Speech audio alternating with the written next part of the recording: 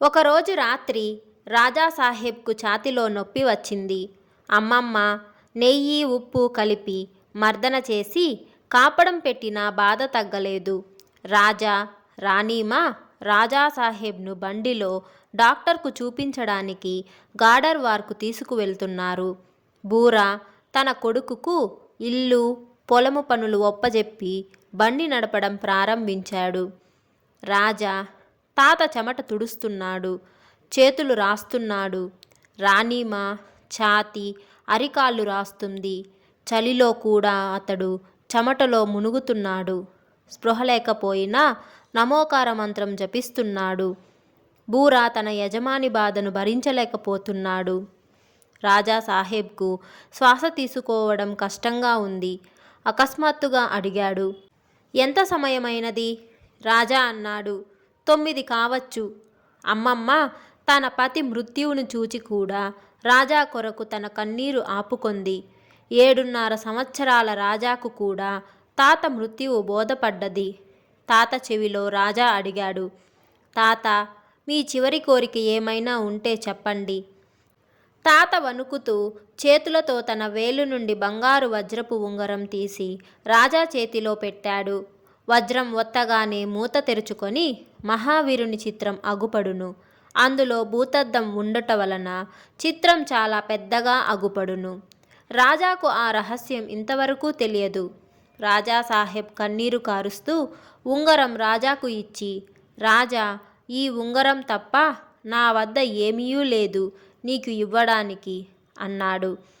రాజా అన్నాడు, తాత నీవు మరిచిపోయావా? మొదులే ఇంతకంటే అధిక విలువైనది నాకు బహుమానం ఇచ్చావు అన్నాడు. తాత కళ్ళు తెరిచి అడిగాడు, ఏ బహుమానము? రాజా నవ్వి అన్నాడు, నీవు ఎంతో ఇచ్చి మర్చిపోయావా తాత? నీవు నాకు స్వతంత్రం ఇచ్చావు. నీవు నాకు ప్రేమ ఇంకా విశ్వాసం ఇచ్చావు. ఇంతకంటే అధిక మూల్యమైనది నాకు ఇంకేమి కావాలి? దీని కొరకు నేను చాలా కృతజ్ఞుడును. సంతోషమే కదా తాత అన్నాడు.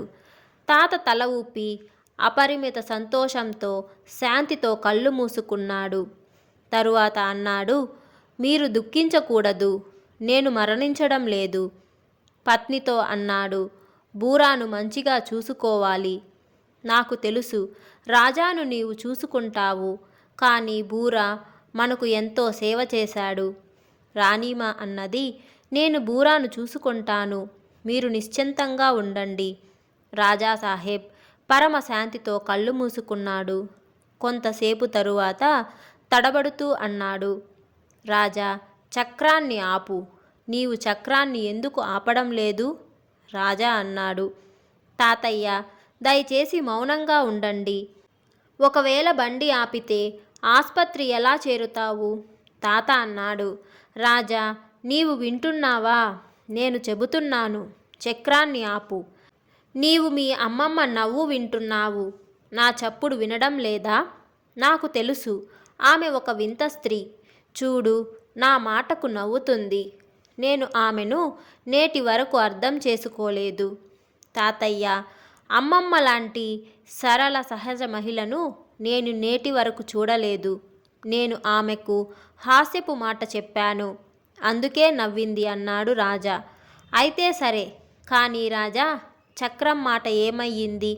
నీవు దాన్ని ఆపలేదు. నీవు ఎందుకు ఆపడం లేదు? తాతయ్య మళ్ళీ అన్నాడు.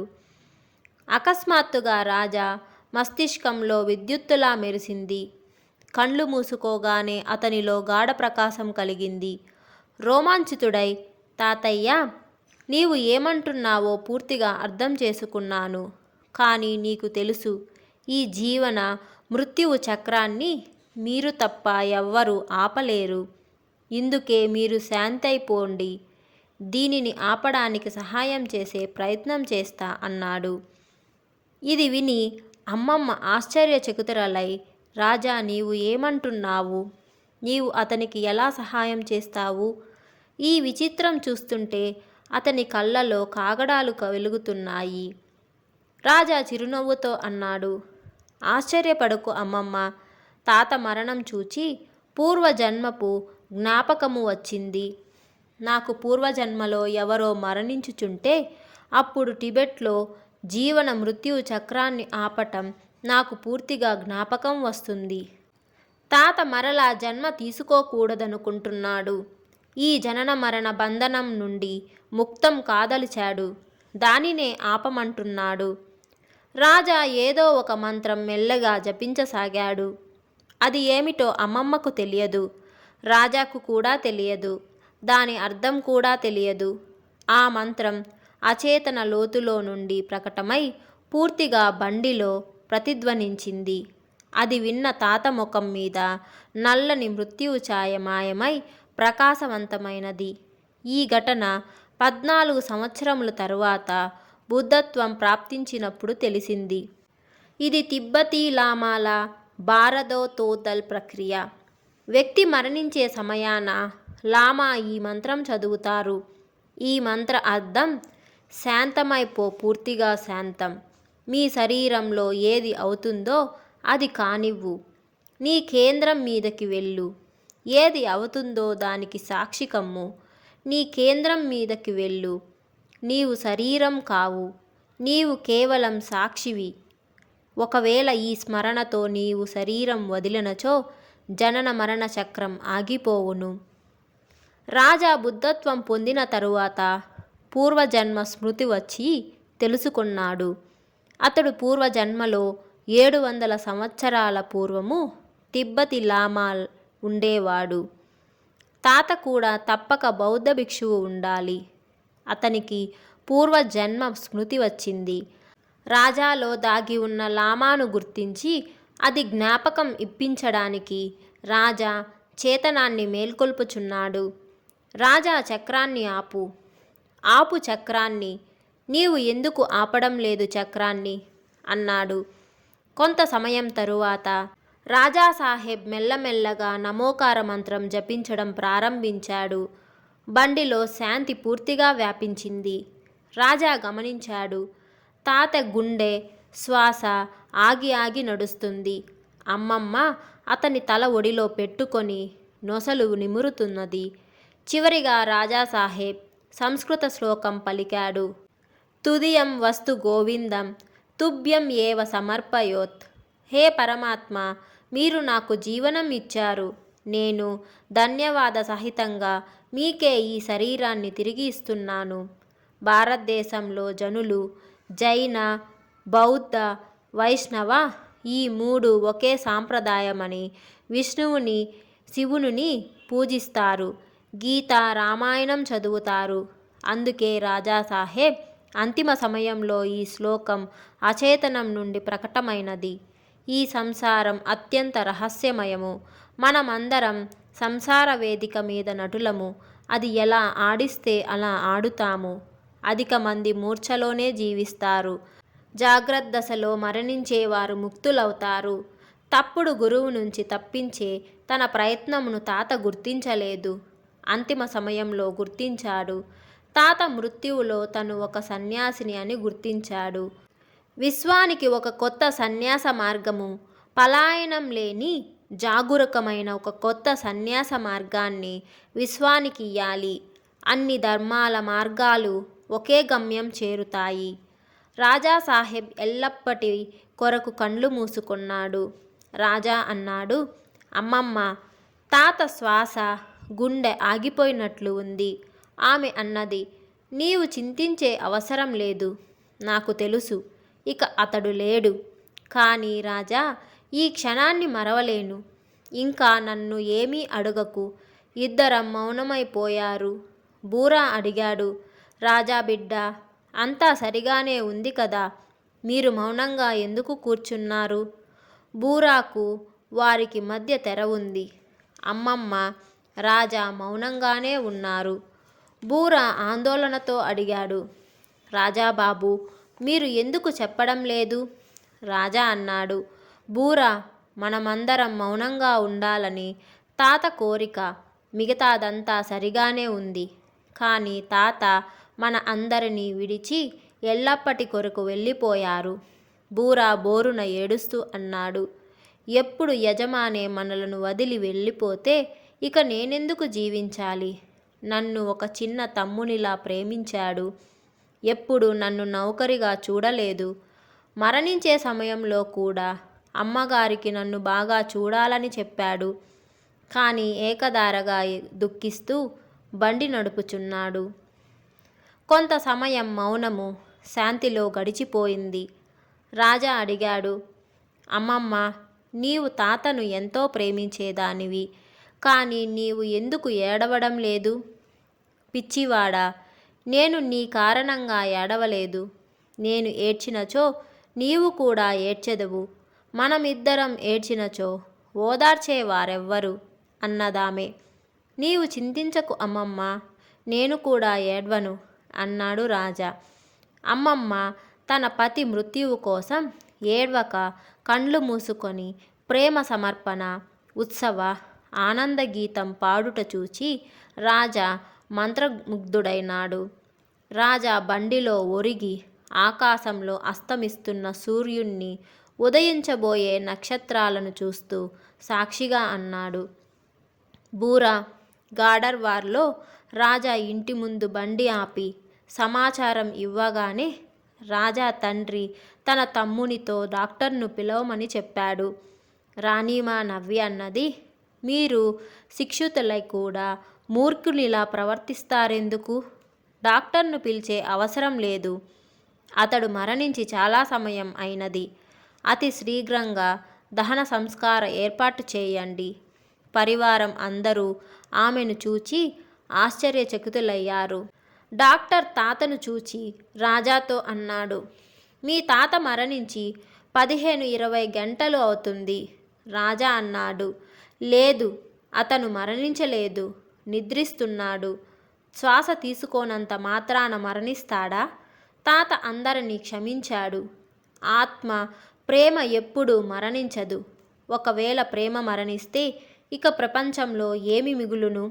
డాక్టర్ రాజాను చూచి అన్నాడు, ఈ 7 సంవత్సరాల పిల్లవాడు చాలా తెలివిగలవాడు.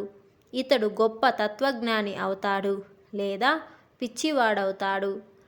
తాత శవాన్ని బిగించుచుండగా బయటకు వచ్చి దృఢ నిశ్చయంతో అమ్మమ్మ అన్నది, నేను ఇతనితో వేరుగా ఉండలేను. నేను ఇతని వెంబడే సతి అవుతాను. రాజా తండ్రి ఆమెకు నచ్చజెప్పాడు. మీరు శాంతం కండి, ధైర్యం తెచ్చుకోండి. మీకు తెలియదా, సతి అవ్వడం చట్ట ప్రకారం నేరము. మరియు స్త్రీని సతి కాకుండా ఆపని వారు కూడా అపరాధులే. అమ్మమ్మ అన్నది, నా నిశ్చయం రాతి గీత. నేను అతడు లేకుండా జీవించలేను. నేను ఆ ఇంటికి తిరిగి వెళ్ళలేను. ఆమెను అందరూ కూడా సతి కావడాన్ని ఆపలేకపోయారు. చివరకు రాజా తండ్రి రాజాను ఆమె వద్దకు పంపాడు. రాజా ఆమె వద్దకు వెళ్ళినాడు. అమ్మమ్మ, నీవు ఒకే మాట అంటున్నావు. తాత లేనిది ఎందుకు జీవించాలి? నీవు నా కొరకు జీవించలేవా? నీవు నన్ను ప్రేమించవా? ఒకవేళ నీవు నా కొరకు జీవించినచో సరే, మనమిద్దరం ఒకేసారి చితిలో కూర్చుందాము. అమ్మమ్మ అన్నది, నీవు ఏమంటున్నావు పిచ్చివాడా? పతి వెంబడి పత్ని సతి అవుతుంది. నీవు చాలా రోజులు జీవించాలి. నా ఆయువు కూడా తీసుకొని జీవించాలి. రాజా దృఢ నిశ్చయంతో అన్నాడు, అమ్మమ్మ, నా హఠము నీకు బాగా తెలుసు. నీ పతి మరణిస్తే నా తాత కూడా మరణించాడు. ఇప్పుడు నీవు మరణించబోతుంటే నేను కూడా నన్ను తొందరలోనే సమాప్తం చేసుకుంటాను. ఆమె రాజా వీపు తట్టి అన్నది, నాకు తెలుసు, నీవు చాలా తుంటరివి. మీ తాత లేని సమయాన ఒక కొత్త ఎత్తు వేస్తున్నావా? రాజా అన్నాడు, సరే, నీవు నా ఎత్తు అనుకో, ఏమైనా అనుకో. నీవు చూడు నేను ఎలా కాల్చుకుంటానో. ఆమె రాజాను హృదయానికి అద్దుకొని అన్నది, మంచిది నాన్న, సరే, నేను శ్మశానానికి రాను. నీ మంకు మానుకో. అమ్మమ్మ ఆజ్ఞానుసారంగా రాజా తాత దహన సంస్కారం చేశాడు. తన వద్దనున్న అమూల్య వస్తువు అగ్నికి అర్పించాడు. పంచతత్వాల శరీరము పంచభూతాలలో విలీనమైపోయింది. కొన్ని గంటల తరువాత ఆస్తులను ఏరి నదిలో కలిపారు. అమ్మమ్మ రాజా భోజనం చేయక పాలు మాత్రం తీసుకున్నారు. ఆమె అల్లునితో అన్నది, నేను ఇక కూచువాడాకు వెళ్ళను.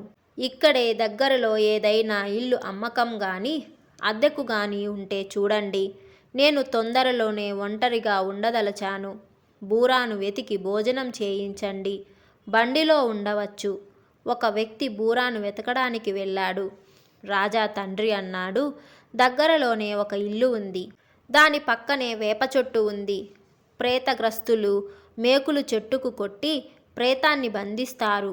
ఆ మేకులను చెట్టు నుండి పీకితే ఆ ప్రేతము ముక్తమై మరలా బాధించును. తరువాత దానిని బంధించలేము. నీవు మాత్రం రాజాను ఆ చెట్టు వద్దకు వెళ్లకుండా చూసుకోవాలి. అమ్మమ్మ అన్నది, నేను అంధవిశ్వాసాన్ని కాను. వర్తమానంలో జీవిస్తాను. ఇల్లును వెంబడే తీసుకోండి. ఇంతలో రాజా బాబాయ్ వచ్చి చెప్పాడు, బూరా బండిలో మూర్ఛలో పడి ఉన్నాడు. శ్వాస ఆడడం లేదు. మరణించినట్లే ఉన్నాడు. అమ్మమ్మ గంభీర స్వరంలో అన్నది, నేను అనుమానించినట్లే జరిగింది. బూరా నిజమైన విశ్వాసపాత్రుడు. అతడు బండిలోనే అన్నాడు. యజమాని లేకుండా జీవించి ఏమి లాభం? వెంబడే డాక్టర్ను పిలిపించి సరిగా చూపించండి. ఎవరికైనా పంపి అతని కొడుకుకు కబురు పంపండి. అందరూ బూరాను చూడడానికి వెళ్ళారు. దీనికి కంటిన్యూషన్ నెక్స్ట్ వీడియోలో వస్తుంది. ఈ వీడియో మీకు నచ్చినట్లయితే తప్పకుండా లైక్ చేయండి. అలాగే మీరు నా ఛానల్ని ఇంకా సబ్స్క్రైబ్ చేసుకోకపోతే వెంటనే సబ్స్క్రైబ్ చేసుకోండి. ఇంకొక ఇంట్రెస్టింగ్ వీడియోతో మళ్ళీ మీ ముందుకు వస్తాను. అంతవరకు take care and bye bye.